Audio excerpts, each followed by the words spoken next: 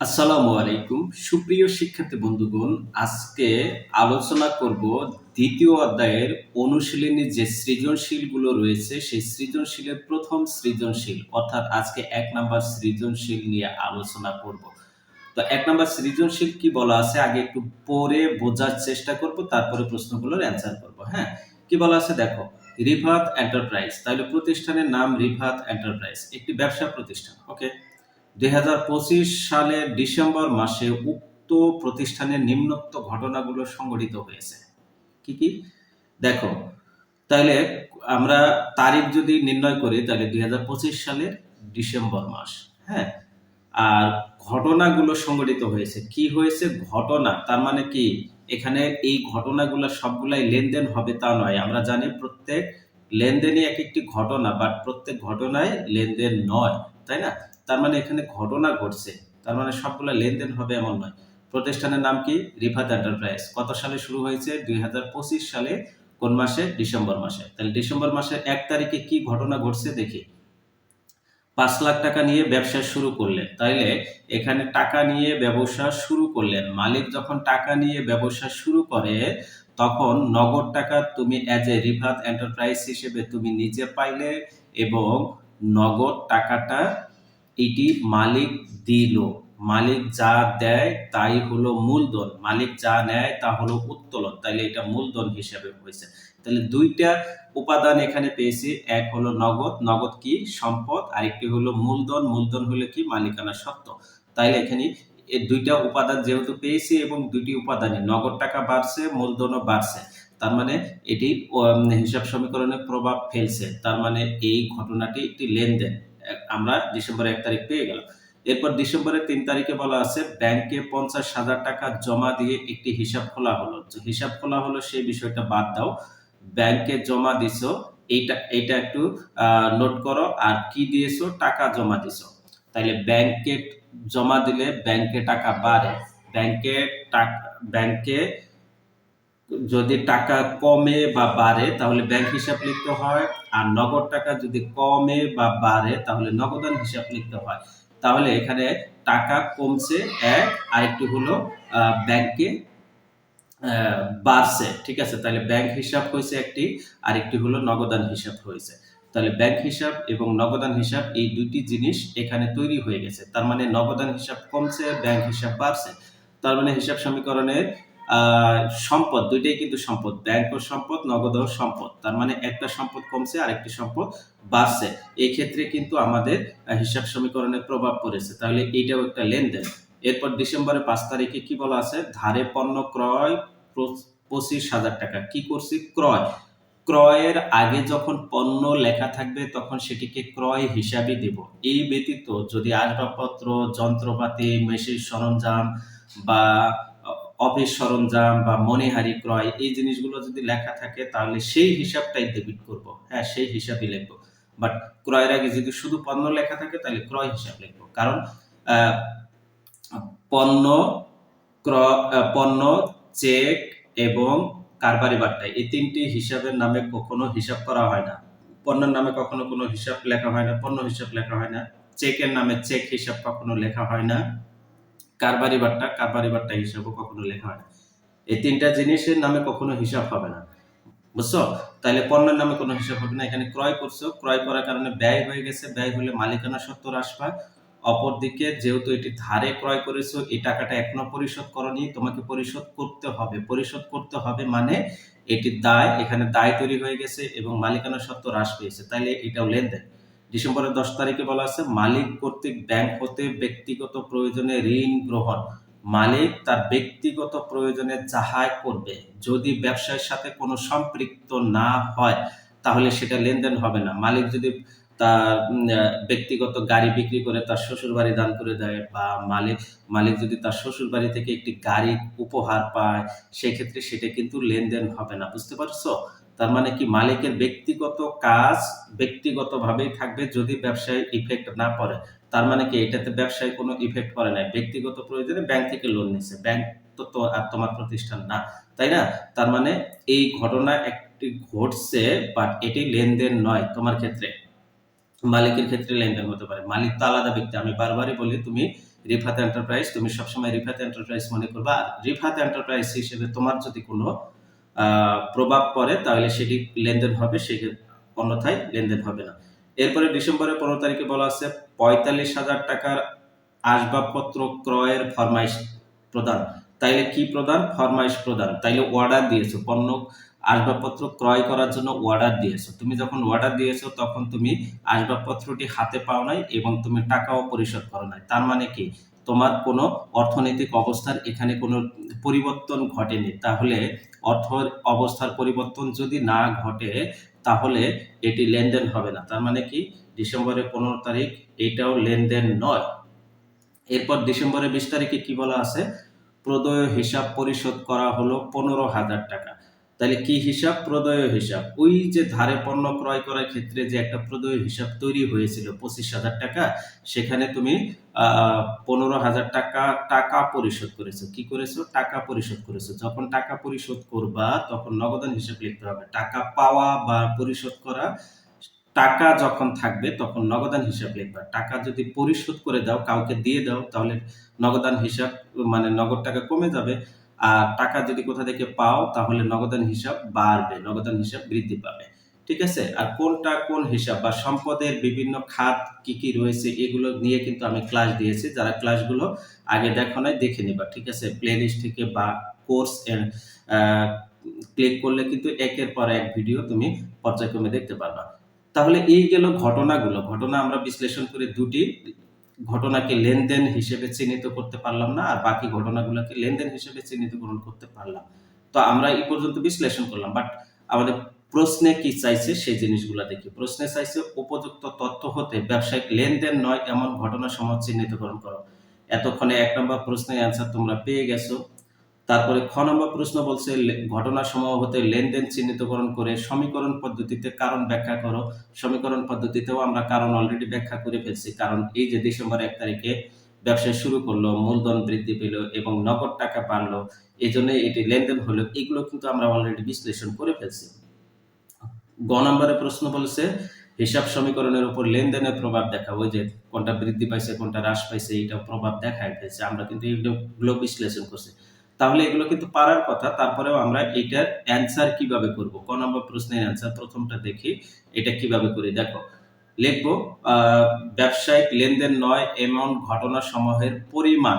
ঠিক আছে? এখানে চাইছে কি? পরিমাণ চাইছে, এই জন্য পরিমাণ লিখবো। ঠিক আছে?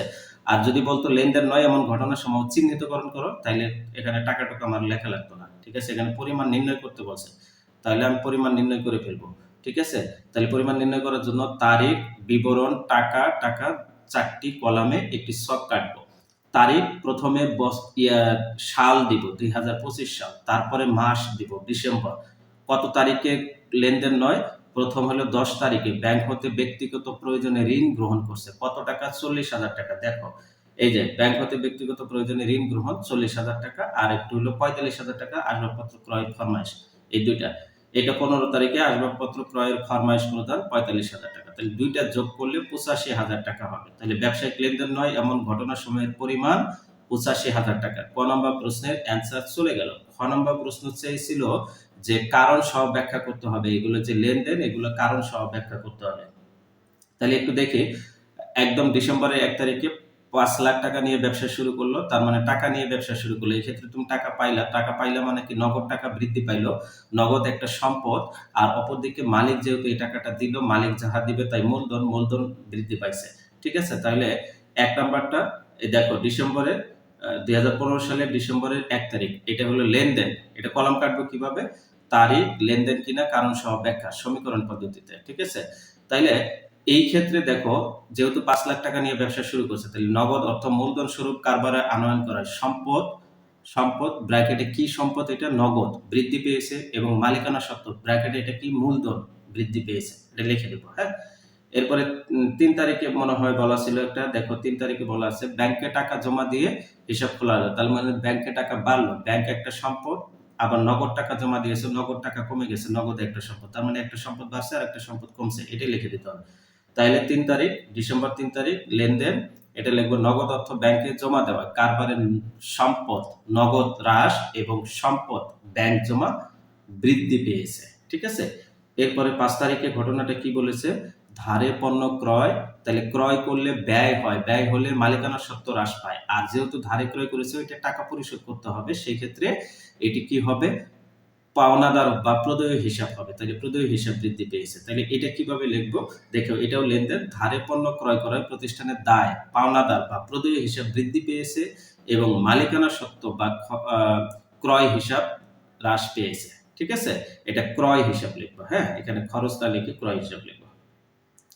এরপরে 10 তারিখ এটা তো লেনদেন নয়, 15 তারিখ এটাও লেনদেন নয়, এই দুইটা লিখে দিব। এখানে কি বলছে প্রশ্নে, যে লেনদেন চিহ্নিতকরণ করব। তাহলে লেনদেন চিহ্নিতকরণ করব, শুধু লেনদেন নয় এগুলো। এখানে আমরা লেনদেন নয় লিখে এখানে জাস্ট খালি লিখবো হিসাব সমীকরণে কোনো প্রভাব ঘটেনি। ঠিক আছে, এটাও তাই, হিসাব সমীকরণে কোনো প্রভাব ঘটেনি, এত বিস্তারিত লেখার দরকার নেই। 20 তারিখেরটা দেখো একটু। 20 তারিখে বলেছে যে প্রদেয় হিসাবে টাকা পরিশোধ করা হয়েছে। তাহলে প্রদেয় হিসাবে একটা দায়, দায়ের টাকা পরিশোধ করছে, তার মানে নগদ টাকা কমে গেছে একদিকে, অপরদিকে প্রদেয় হিসাব কমে গেছে। তাহলে এটা কিভাবে লিখবো, এটা লেনদেন, নগদ অর্থ পাওনাদারকে পরিশোধ করায় দায়, প্রদেয় হিসাব হ্রাস পেয়েছে এবং নগদ সম্পদ নগদ হ্রাস পেয়েছে। ঠিক আছে, তাহলে এটি গেল খ নম্বর প্রশ্নের অ্যান্সার। গ নম্বর প্রশ্নটা বলেছিল হিসাব সমীকরণের উপর লেনদেনের প্রভাব দেখাও। লেনদেনের প্রভাবটা দেখাইতে বলছে, খুব সুন্দরভাবে লেনদেনের প্রভাবটা দেখাই দিব। হিসাব সমীকরণে কোনো তারিখ উল্লেখ করে নাই, তার মানে কি আমাকে সবগুলাই দিতে হবে, তাই না? তাইলে এখানে আমরা জাস্ট খালি এই যে 10 তারিখ আর 15 তারিখ এই দুইটা বাদ দিয়ে বাকি যেগুলো রয়েছে 1, 3, 5 এবং 20, এই চারটা দেব। দেখো হিসাব সমীকরণে প্রভাব দেখাইতে বলছে, তাহলে কিভাবে দেখবো, মিস্টার আশিস কুমার চক্রবর্তী না, এটা কি ছিল, এটা ছিল রিফাত এন্টারপ্রাইজ। তাহলে রিফাত এন্টারপ্রাইজ লিখতে হবে আমাকে। হ্যাঁ, উপরেও এখানে এই যে এখানে রিফাত এন্টারপ্রাইজ লিখবো আমরা আমরা এখানে আমরা রিফাত এন্টারপ্রাইজ, আমাদের রিফাত, আচ্ছা এখানে কোথাও একটা ভুল হচ্ছে, রিফাত এন্টারপ্রাইজ এর, ঠিক আছে, রিফাত এন্টারপ্রাইজের 2025 সালের ডিসেম্বর মাসের লেনদেন সমূহ প্রভাব হিসাব সমীকরণে বিবরণী ছকে দেখানো হলো। তাইলে এটা দেখাবো তারিখ, সম্পদ, দায় এবং মালিকানা সত্ত্ব আর একটি মন্তব্য, এই কয়েকটি কলাম কাটবো। এখন সম্পদ একাধিক কলাম হতে পারে, দায় একাধিক কলাম হতে পারে, মালিকানা সত্ত্বের একটি কলাম হবে, মন্তব্যের একটি কলাম হবে। ঠিক আছে, তাহলে সম্পদে কি কয়টি কলাম রয়েছে এখানে আমরা একটু দেখে নিব যে সম্পদে কতগুলো কলাম রয়েছে। এখানে নগদ একটা কলাম, এরপরে ব্যাংক জমা এখানে একটা কলাম, তারপরে হলো আর কি এই দুইটাই সম্পদে, এই দুইটাই কলাম রয়েছে। আর দায়ের শুধুমাত্র প্রদেয় হিসাব এই একটা কলাম রয়েছে, আর বাকিগুলা কিন্তু মূলধন এবং ব্যয়তে যাবে। তাহলে এই ক্ষেত্রে দেখো সম্পদের নগদ এবং ব্যাংক, আরেকটি কলাম আমি ফাঁকা রেখেছি, এটা না লিখলেও চলতো, বাট এই ক্ষেত্রে আমি ফাঁকা রেখে দিয়েছি। দায়ে শুধুমাত্র পাওনাদার বা প্রদেয় হিসাব রয়েছে, এখানে পাওনাদার না লিখে তুমি প্রদেয় হিসাবও লিখতে পারো, সমস্যা নেই। মালিকানা সত্ত্ব তো থাকবে, মালিকানা সত্ত্বে কি কি যায়, 4টা আইটেম যায়। কয়টা?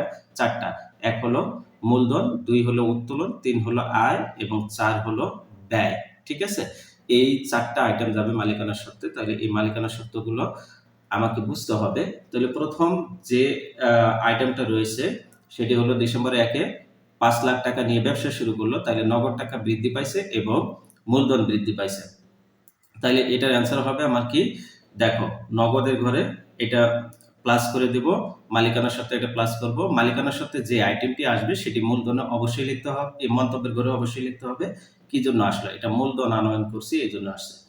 এরপরে দেখো 3 তারিখে কি বলা আছে, 3 তারিখে বলা আছে ব্যাংকে জমা দেওয়া হলো, তার মানে কি ব্যাংকে টাকা বাড়লো এবং নগদ টাকা কমে গেল। তাহলে একটা সম্পদ বাড়ছে, তাহলে ব্যাংক হিসাব বাড়ছে আর নগদ টাকা কমে গেছে। হিসাব বিজ্ঞানের ভাষায় কমে যাবে মানে মাইনাস হবে, মাইনাস কিন্তু ফার্স্ট ব্র্যাকেট দিয়ে করে দিতে হয়। ঠিক আছে, এখানে কিন্তু জের নামানোর দরকার নেই, অনেক গাইডে তোমরা পাবে যে জের নামাইছে, এখানে উদ্বৃত্তের ঘর দেওয়া আছে, এগুলো দরকার নাই। হ্যাঁ, তোমাদের এগুলো দরকার নেই, এইভাবে সোজা করে দিবা, তবে এখানে সমান চিহ্নটা টেনে দিবা। হ্যাঁ, তাহলে সরাসরি মাইনাস হলে মাইনাস, প্লাস হলে প্লাস, একদম শেষে গিয়ে জের নামাবা। ঠিক আছে, এত সময় নেই আর এত সময় দরকারও নাই তোমাদের, এবং তোমাদের বোর্ড বইতে মূল বইতে কিন্তু দেখো জের নামায় দেয়নি। হ্যাঁ, গাইডে অনেক সময় জের নামানো আছে, এগুলো বাদ দিও, অ্যাভয়েড করো। হ্যাঁ, তাহলে ডিসেম্বরের 3 তারিখে নগদ টাকা হ্রাস পাইছে 50,000 টাকা, ব্যাংকে টাকা বৃদ্ধি পাইছে 50,000 টাকা। এই ক্ষেত্রে কিন্তু মালিকানা সত্ত্বে ঘরে কোনো আইটেম আসে না, এখানে মন্তব্য দরকার নেই। ওকে, ডিসেম্বরের 5 তারিখে কি বলা আছে? ধারে পণ্য ক্রয় 25,000 টাকা। তাহলে ক্রয় করলে ব্যয় হয়, ব্যয় হলে মালিকানা সত্ত্ব হ্রাস পায়, অপরদিকে টাকাটা এখনো পরিশোধ করিনি, দিতে হবে। তার মানে আমার প্রদেয় হিসাব বা দায় তৈরি হয়ে গেছে। তাহলে দায়ে দেখবো প্রদেয় হিসাব এটা বৃদ্ধি পাইছে, আর যেহেতু ব্যয় হলে মালিকানা সত্ত্ব হ্রাস পায়, তাহলে এটা মালিকানা সত্ত্ব হ্রাস পায় দিছে এখানে। ওকে, 25,000 টাকা। এখানে লিখবো ক্রয় খরচ, শুধু খরচ লিখবো না, ক্রয় খরচ লিখবো। হ্যাঁ, এখানে ক্রয় খরচ লিখবো। ওকে, এরপরে ডিসেম্বরের 20 তারিখে আরেকটি ঘটনা ঘটছে। ডিসেম্বরের 20 তারিখে প্রদেয় হিসাবকে 15,000 টাকা পরিশোধ করেছে। তার মানে নগদ টাকা কমে গেছে 15,000 এবং প্রদেয় হিসাব 15,000 কমে গেছে। তাইলে নগদ টাকা 15,000 টাকা কমাই দাও, মাইনাস করে দাও, প্রদেয় হিসাব 15,000 টাকা মাইনাস করে দাও। দিলে দেওয়া আমার শেষ। এখন কি করতে হবে? এই যে যেটা প্লাস রয়েছে সেটা প্লাস, যেটা মাইনাস রয়েছে মাইনাস করে আমার জের নামাইতে হবে। তাহলে দেখো 5 লাখ থেকে 50,000 মাইনাস করব, 15,000 মাইনাস করব, করলে 4,35,000 হবে। এরপর 50,000 এখানে একটাই রয়েছে, 50,000 লিখে দেব। এক্ষেত্রে পাওনাদার 25,000 থেকে 15,000 মাইনাস করব, 10,000 হবে। এখানে দেখো 5 লাখ থেকে 25,000 মাইনাস করব, 4,75,000 হবে। এখন দেখো মোট সম্পদ কয়টা আছে? দুইটা, যোগ করব 4,35,000 আর 50,000 যোগ করলে 4,85,000 হবে।